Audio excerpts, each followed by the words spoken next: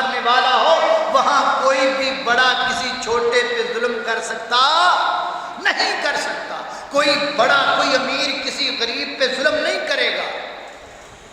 اللہ اللہ۔ اور تیسری خوبی کیا ہے؟ اچھے حکمران کی تیسری خوبی، حضرات محترم جو وقت کا اچھا حاکم ہوتا ہے اس کی تیسری خوبی یہ ہے کہ وہ اپنے دور میں زکوٰۃ کا نظام قائم کرے اور بیت المال کا نظام قائم کرے۔ اللہ اللہ۔ زکوٰۃ ہے کس لیے؟ اسلام میں زکوٰۃ کا کانسیپٹ کس لیے ہے؟ نبی پاک علیہ الصلوۃ والسلام نے زکوٰۃ کی غرض و غایت کو بیان کیا۔ آپ نے فرمایا زکوٰۃ لو امیروں سے، دو غریبوں کو امیروں سے لی جائے، غریبوں کو دی جائے، امیروں سے لی جائے، غریبوں پہ تقسیم کی جائے۔ یہ ہے زکوٰۃ کی غرض و غایت، یہ ہے زکوٰۃ کا اصل طریقہ۔ امیروں سے حاصل کی جائے گی، غریبوں پہ تقسیم کی جائے گی۔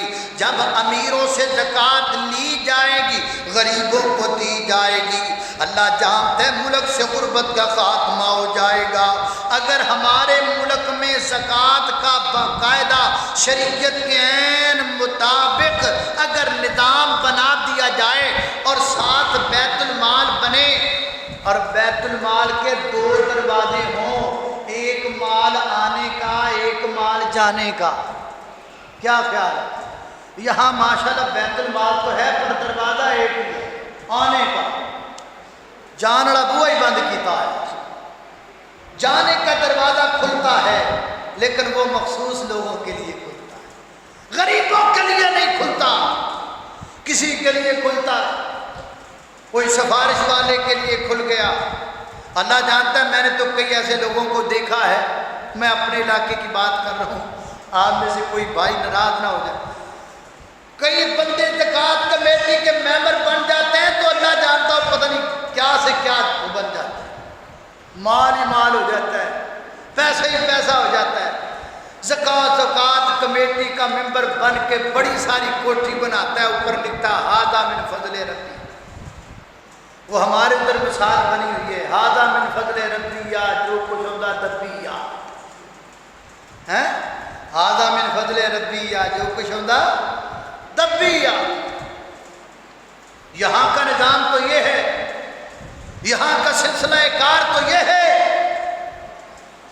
زکوٰۃ کا نصاب ہو، امیروں سے لی جائے، غریبوں کو بولو، امیروں سے لی جائے، غریبوں کو دی جائے۔ ہوگا کیا؟ غربت ختم، غربت ختم ہوگی تو چوری بھی ختم ہو جائے گی، غربت ختم ہوگی تو ڈکیتی بھی ختم ہو جائے گی، غربت ختم ہوگی تو رہزنی بھی ختم ہو جائے گی۔ لیکن صحیح طریقے سے اگر نصاب و زکوٰۃ کا اگر صحیح طریقے سے یہ نظام چلایا جائے، شریعت کے عین مطابق چلایا جائے اور بالکل امانت کے ساتھ یہ کام چلایا جائے تو پھر ہوگا، پھر ڈیم بھی بن جائیں گے، پھر بجلی بھی پوری ہو جائے گی، پھر سب کچھ ہو جائے گا۔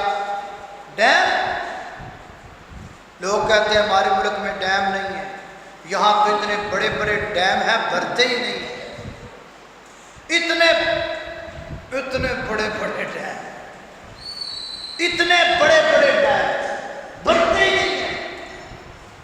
ہائے ہائے،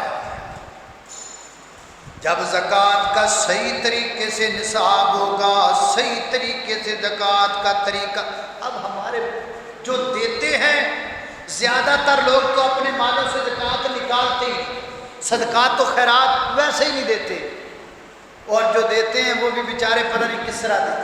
ہاں ہمارا یہ سلسلہ بن گیا ہے، کسی اور پہ پھینکنے ہوں، کسی ناچنے والی پر، کسی ناچنے والی پر پیسے تو دیکھتا ہی نہیں ہے کتنے جا رہے، اور جب اللہ کے گھر کی باری آتی ہے تو پھر خیال کرتا ہے۔ اللہ کے نبی نے اپنے دور میں جہاں صدقات و خیرات اور زکوٰۃ کے فضائل بیان کیے، وہاں اپنے صحابہ کو پھر ٹٹولا بھی، پھر اپنے صحابہ کا امتحان بھی لیا کہ میں ان کو زکوٰۃ کے مسائل سنا رہا ہوں، صدقات کے سنا کوئی اثر بھی ہوا کہ نہیں ہوا؟ پھر ان کو سنانے کے بعد ان سے انکار بھی کیا، لاؤ اللہ کے راستے میں خرچ کرو۔ کھڑے ہو گئے صحابہ، کوئی آدھا مال لے کے آ رہا ہے، کوئی سارا مال لے کے آ رہا ہے، کوئی 100 اونٹ دے رہا ہے، کوئی 200 اونٹ دے رہا ہے۔ یعنی صحابہ سنتے بھی تھے اور عمل بھی کرتے تھے۔ ہم ماشاءاللہ 25 سال آپ کو صدقات و خیرات، ہمارے ادھر تو یہ سلسلہ ہے کہ اب ساری باتیں ادھر کا ہی نام لوں بھائی، یہاں تو آپ ناراض ہو جائیں، اس لیے میں ساری باتوں کا نام ادھر کا ہی لیتا ہوں، باقی تو آپ سمجھ جائیں گے نا ساری بات کہ میں کیا کہہ رہا ہوں۔ تو ہم ماشاءاللہ 2 گھنٹے تقریر کریں نا صدقے کے موضوع پر، صدقہ کرنا چاہیے، اللہ کے راستے میں خرچ کرنا چاہیے، اور اس کے بعد مسجد کے لیے فنڈ مانگ لیں تو اللہ جانتا ہے بندے ہماری طرف اس طرح دیکھتے ہیں جیسے اس کے دونوں گردے مانگ لیے، ایسے بندے دیکھتے ہیں۔ یہ میرے پیغمبر کے صحابہ کا یہ طریقہ نہیں تھا، یہ انداز نہیں تھا ان کا۔ اللہ اللہ میں قربان جاؤں، میرے پیغمبر کے صحابہ اس طرح کے نہیں تھے، زکوٰۃ بھی دیتے تھے، صدقات و خیرات بھی دیتے تھے، اور جہاں ضرورت ہوتی تھی وہاں دیتے تھے۔ ہمارے تو یہاں کا نظام بڑا بندہ بڑے بندے نہیں، بڑا بندہ بڑے مولوی کو زکوٰۃ دے، بڑا بندہ کسی بڑے مولوی کو صدقہ دے، یہ نہیں دیکھے گا کہ یہاں ضرورت ہے کہ نہیں ہے نا، میں بڑا ہوں تو بڑے کے پاس ہی جاؤں گا۔ اب میں لینڈ کروزر سے اتر کر کسی غریب مدرسے میں، کسی غریب ادارے میں میں بڑا ہوں جی، میرا ایک سٹیٹس ہے، یہ ایک ہمارا ایک مزاج بن گیا ہے۔ اللہ ہمیں اسے تبدیل کرنے کی توفیق عطا فرمائے۔ میں نے دیکھا ہے یہ شادی بیاہوں پہ بڑے بڑے لوگ کس کو بلاتے ہیں؟ بڑے بڑے لوگوں کو شادیوں پہ بلایا جاتا ہے، غریب کو کوئی پوچھتا ہی نہیں، جس کو ضرورت ہے اس کو کوئی پوچھتا ہی نہیں۔ یہ بکرا پکاتا ہے اور بکرا ان کو کھلاتا ہے جو بکرا کھا کے کٹے بنے ہوئے ہیں، وہ بکرا پکا کے بکرا ان کو کھلا جنہوں نے کبھی کھایا ہی نہیں، وہ کھائیں گے، وہ دعائیں دیں گے۔ یہ جو کھا کے پہلے ہی ماشاءاللہ اتنے بڑے، وہ کھا کے کہیں گے اور ٹھیک نہیں تھا، صحیح نہیں پکا تھا، مسالہ ٹھیک نہیں تھا، مرچ ٹھیک نہیں تھا، پتہ نہیں کتنی باتیں کریں گے، کتنے نخرے کریں گے، آپ کے کھلائے ہوئے کھانے پہ پتہ نہیں کتنے اعتراضات چڑھیں گے۔ صدقہ اس کو دو، دینا ہے تو کھلانا ہے تو اس کو کھلاؤ، جو کھائے بھی اور کھانے کے بعد دعا بھی، اس کو دو، کرو مہربانی تم اہل زمین پر، اللہ مہربان ہوگا عرش پر۔ تو یہ تھا نصاب کا طریقہ تیسرا۔ اور چوتھا، اچھے حاکم کی خوبی، چوتھی خوبی یہ ہے کہ وہ اپنے دور کے ذمیوں کا خیال کرتا ہے، اپنے دور میں موجود غیر مسلموں کا، جو غیر مسلم بھی ہیں، مسلمانوں کے ملک میں رہتے بھی ہیں لیکن ہم ان کے ساتھ بھلا کرتا ہے، ان کا خیال کرتا ہے۔ ان کا خیال کرنے کا فائدہ ہی ہوگا وہ بھی کلمہ پڑھ کے مسلمان ہو جائیں گے۔ سیدنا حضرت علی المرتضیٰ رضی اللہ تعالیٰ عنہ کے پاس ایک زرہ تھی، وہ زرہ گم ہو گئی، مل نہیں رہی۔ حضرت امام ذہبی نے سیر اعلام النبلاء میں لکھا، زرہ تلاش کی نہیں ملی، کافی دن گزر گئے تو جناب علی المرتضیٰ نے دیکھا ایک وہی زرہ ایک یہودی کے پاس موجود ہے۔ آپ نے فرمایا یہ زرہ تو میری ہے۔ اس نے کہا جی آپ کی کیوں ہے؟ میرے پاس ہے تو میری ہے۔ فرمایا یہ میری زرہ ہے اور کچھ عرصہ پہلے گم ہو گئی تھی، میں نے بڑی تلاش کی ملی نہیں، اب تمہارے پاس دیکھ رہا ہوں لہذا میری زرہ واپس کرو۔ کہا نہیں جی میری ہے، میرے پاس ہے، میں تو نہیں دوں گا، اگر آپ زبردستی کریں گے تو میں عدالت میں جاؤں گا۔ وہ عدالت میں چلا۔ اس دور کے قاضی تھے قاضی شریح رحمۃ اللہ علیہ۔ اب وقت کے امیر المومنین کے خلاف فیصلہ اور جو مقدمہ ہے وہ وقت کے قاضی کے پاس درج ہو گیا۔ قاضی شریح رحمۃ اللہ علیہ کے پاس یہ یہودی پہنچا وہ زرہ لے کر، زرہ میری ہے، حاکم وقت مجھ سے زرہ کا مطالبہ کر رہے ہیں۔ حضرت علی المرتضیٰ رضی اللہ تعالیٰ عنہ کو پتہ چلا، آپ بھی عدالت چلے گئے۔ حضرت قاضی شریح نے دیکھا تو اٹھ کر کھڑے ہونے لگا، فرمایا نہیں بیٹھ جاؤ، آج میں امیر المومنین کی حیثیت سے نہیں آیا، آج میں ایک عام شہری کی حیثیت سے آیا ہوں۔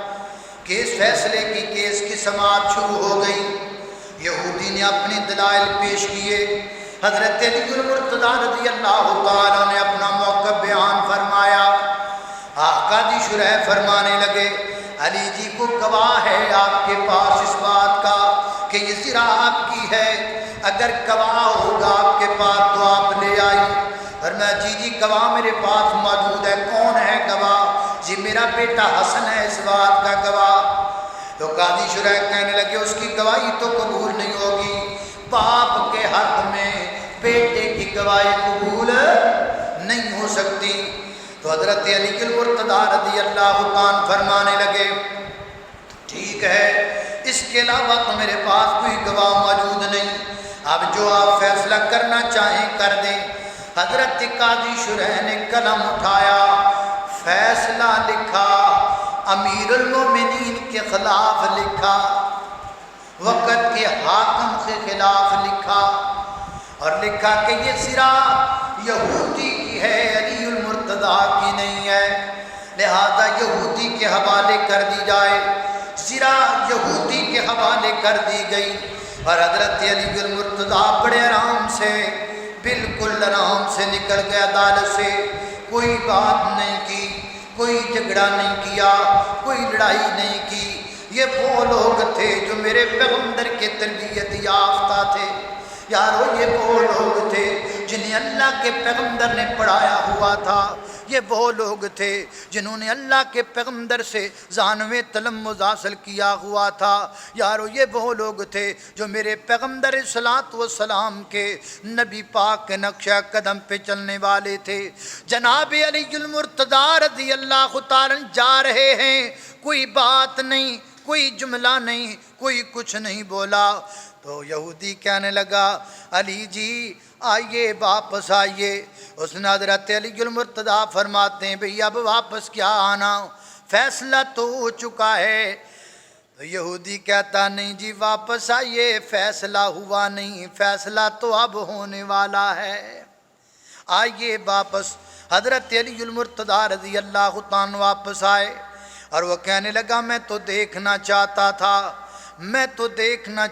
تھا کہ اس دور میں غیر مسلموں کو بھی انصاف ملتا ہے کہ نہیں ملتا، میں تو دیکھنا چاہتا تھا اس دور میں پراؤں کو بھی حق ملتا ہے کہ نہیں ملتا، اور میں نے یہ سوچا میں اس نتیجے پہ پہنچا ہوں کہ جس دین کا قاضی اپنے وقت کے حاکم کے خلاف فیصلہ لکھ سکتا ہے وہ دین جھوٹا نہیں ہو سکتا، لہذا آج کے بعد یہ زرہ بھی آپ کی گئے، آج کے بعد یہودی بھی آپ کا ہے۔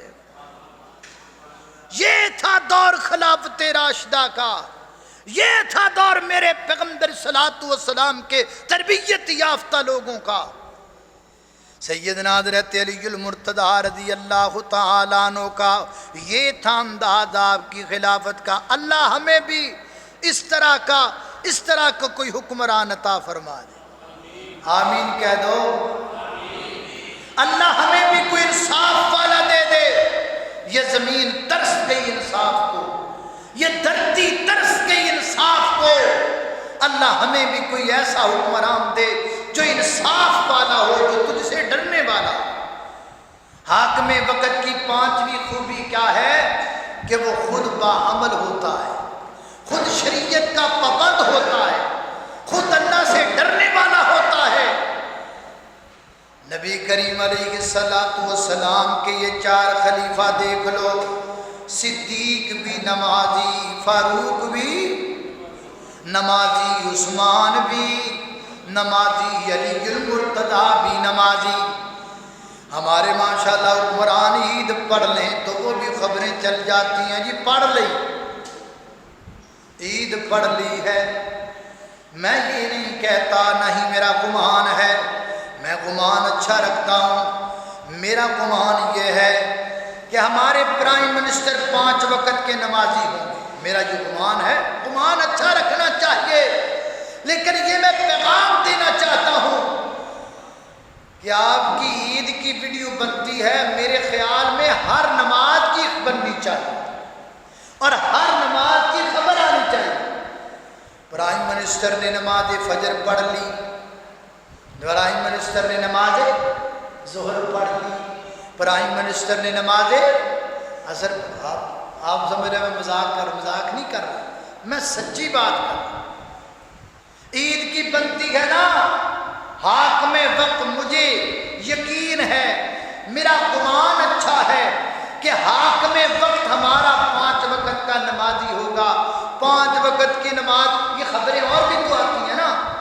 اگر 5 وقت کی نماز کی خبر آئے گی، شاید کوئی حاکم کو دیکھ کے نمازی بن جائے. ہمارے وقت کا حاکم بھائی نماز پڑھتا ہے، میں بھی نماز پڑھوں. کیوں؟ بری چیزوں کی جو ویڈیو بنتی ہیں، فلاں یہ ہو گیا، وہ ہو گیا، یہ ہو گیا، پٹرول اتنے چلا گیا، پٹرول تھلے آ گیا، اور اتر تر گیا، ہوں پٹرول ملک کو باہر تر گیا، ہوں پٹرول پچ گیا، ہوں پٹرول غائب ہو گیا، پتہ نہیں کیا کیا. یہ بھی خبریں آنی چاہیے تاکہ لوگوں کے دل میں نماز کا شوق پیدا ہو. لوگوں کے دل میں نے تو پچھلے دنوں کہا تھا، یہ کہا تھی ایک قسم کا عذاب ہی ہے نا. بارش اتنی زیادہ بارشیں ہو رہی ہیں اور کتنی پریشانی ہے. ایسے وقت میں ہمیں چاہیے کہ ہم استغفار کریں. ہمارے حکمران کوئی بھی ہو، وہ بڑی سے بڑی مشکل پر تقریر کرنے کے لیے تو آتے ہیں. جس دن پٹرول کی قیمت بڑھانی ہو، ایک دن پہلے تقریر ہوتی ہے اور بڑھنے کے بعد دوسرے دن پھر تقریر ہوتی ہے. پہلے دن بھی دلاسا دے، دوسرے دن بھی دلاسا دے، پچھلے سال جناب لتریش ہے. تو میں نے کہا کہ حاکم وقت کو چاہیے کہ وہ آئیں، میڈیا پر آئیں، کیمرے کے سامنے آئیں، قوم کے سامنے آ کر لوگوں کو استغفار کی دعوت دیں. استغفروا ربکم انہ کان غفارا. من لزم الاستغفار، اپنے اوپر استغفار کو لازم کرنے والے کے لیے اللہ مشکلیں آسان کر دیتا ہے، اللہ کے غیظ و غضب کو ختم کر دیتا استغفار. اور بھی تو ہمیں بڑی بڑی باتیں. اچھی بات ہے اگر حاکم وقت قوم کے سامنے آ کر لوگوں کو استغفار کی تلقین کریں، لوگوں کو نماز کی تلقین کریں. اللہ کی قسم، جس دور کا حاکم 5 وقت کا نمازی ہو جائے، جس وقت کا حاکم اللہ سے ڈرنے والا ہو جائے، میرے پیغمبر کی حدیث ہے، ایسا حاکم اللہ کے سامنے ہاتھ اٹھا دے، اللہ اس کے ہاتھوں کو خالی کبھی نہیں موڑتا. لیکن ایسا حاکم کہاں سے ملے گا؟ یہ ملے گا تو خلافت راشدہ کے دور سے ملے گا. میرے پیغمبر صلی اللہ علیہ وسلم کے پیارے صحابہ حضرت حسن رضی اللہ تعالیٰ عنہ فرماتے ہیں، سیدنا حضرت امیر المومنین حضرت عمر رضی اللہ تعالیٰ نماز پڑھا رہے ہیں اور نماز میں اللہ کے قرآن کی قرات کر رہے ہیں. اور کیا پڑھ رہے ہیں؟ انما اشکو بثی وحزنی الی اللہ. سیدنا حضرت عمر فاروق رونے لگے، سسکیاں آپ کی جناب سسکیاں لینے لگے. حضرت حسن فرماتے ہیں آپ کے رونے کی آواز آخری صف کے آخری نمازی تک جا رہی تھی. رو رہے تھے جناب عمر نماز میں. ایک دن آپ نے قرآن کریم کی آیت کو پڑھا، ان عذاب ربک لواقع، ان عذاب ربک لواقع.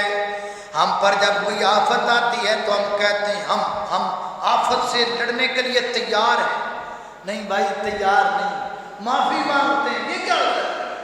ہر طرح کی وبا سے لڑنے کے لیے ہم تیار، ہم نہیں تیار. ہم کیا تیاری کر سکتے؟ یہ اللہ کے عذاب ہے. اس سے تیاری یہی ہے کہ معافی مانگیں. ان عذاب ربک لواقع. سیدنا حضرت عمر فاروق رضی اللہ تعالیٰ اتنا روئے کہ آپ بیمار پڑ گئے. لوگ آپ کا پتہ لینے آنے لگے، پتہ نہیں عمر نے زندہ رہنا ہے یا دنیا سے چلے جانا ہے. یہ وقت کا حاکم ہے جسے اللہ سے اتنا ڈر لگتا ہے۔ سیدنا حضرت ابوبکر صدیق رضی اللہ تعالی آپ کا غلام آیا، کھانے کے لیے چیز لے کر آیا، آپ نے جب کھا لی حلق سے نیچے لے کر گئے تو پوچھا کیا ہے؟ اس نے کہا یہ کاہنی کی شیرینی ہے، میں نے کسی کے ساتھ کہانت جا تیرا کم ہو جائے گا۔ جیسے آج کل ہمارے باپو کا طریقہ ہے، جا انج ہو جائے گا، جا بزرگاں کہہ دیتا تو ہو جائے گا، تیرے ساتھ ایسے ہو جائے گا، جا تو ایسے ہو جائے گا، تیرے ہاتھ کی لکیریں بتاتی ہیں، تیری اتنی شادیاں ہوں گی، تیرے اتنے بچے ہوں گے، تیرے ہاتھ کی لکیریں بتاتی ہیں، تو اتنی دفعہ بیگم سے پٹے گا، تیرے یہ کیا ہے جو منہ میں آیا کہہ۔ میرا ایک دوست ہے ملتان کا، تو وہ کہتا ہے میں ملتان میں نے دیکھا ایک بابا بیٹھا ہوا تھا، تو وہ ایسے لوگ 50 روپے 100 روپے اس کو پکڑائیں، وہ ہاتھ پکڑ دیں، یہ ہوگا وہ ہوگا فلاں ہوگا یہ ہوگا۔